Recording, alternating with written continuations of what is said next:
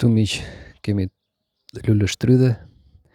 Pra luleshtrydhja është një bimë që mjafton ta mbjellësh një të vetme dhe do të ketë, pra do të shtohet pafund.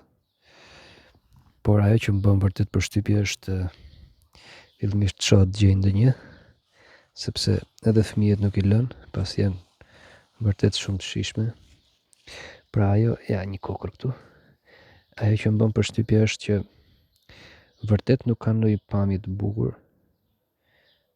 që thuash ja kjo qenë ka dhe pak si e dëmtuar, pra nuk është se ka ndonjë pamje goxha të bukur, por ka një shije fantastike. Dhe shtrohet pyetja, si është e mundur? Si është e mundur që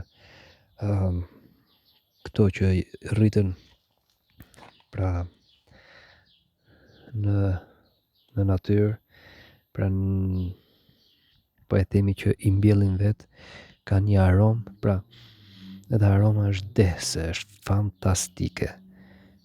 Let mos flasim për shijen pastaj, që është një mrekulli në vete. Pra si është e mundur që kjo luleshtrydhe kaq e shëmtuar po e themi, ose jo aq e bukur sa ato luleshtrydhet që shiten nëpër dyqane apo nëpër supermarkete. Pra ato janë goxha të mëdha dhe nuk kanë as pak shijen e kësaj kokre luleshtrydheje që nuk është e bukur, por ka një shije dhe një aromë fantastike.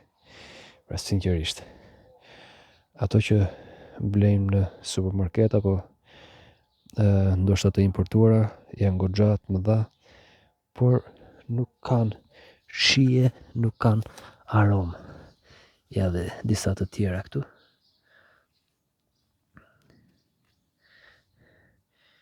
Kjo shtyp. Kjo bë gati për të ngrënë.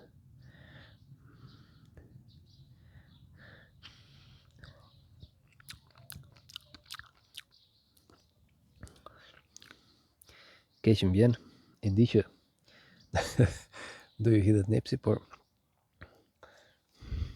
çfarë them? Pra, kjo ishte ajo që doja të thoja, që ndonjëherë pamja të gënjen. Pra ato që shohim nëpër supermarkete duken shumë të bukura dhe shumë të mëdha, por që nuk kanë shijen e këtyre që nuk kanë ndonjë pamje kush e di. Ju falenderoj miq.